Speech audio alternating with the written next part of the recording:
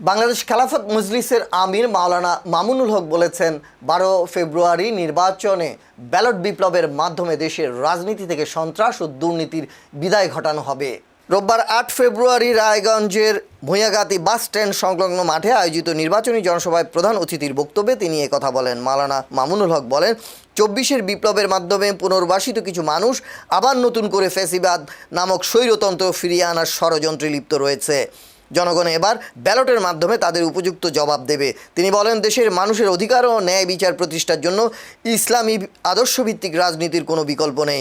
সুষ্ঠু ও নিরপেক্ষ নির্বাচনের মাধ্যমে দেশকে সন্ত্রাস, দুর্নীতি ও দুঃশাসন মুক্ত করা সম্ভব।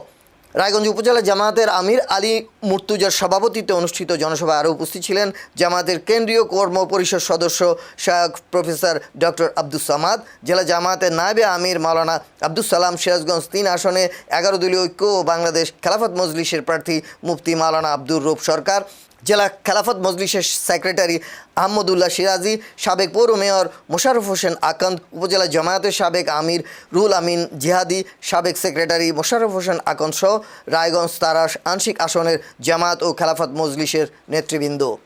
ধনীরা তো গাড়িতে চলে, রাস্তায় যানজট লাগলে গাড়িতে চলে বাড়িতে যাওয়া নাই উপায়, শেষ পর্যন্ত তাদেরকে চড়তে হয় কোথায়?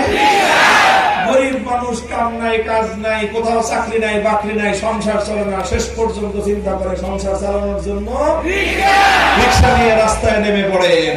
কাজেই ধনীরও শেষ ভরসা রিকশা, গরিবেরও শেষ আশা রিকশা।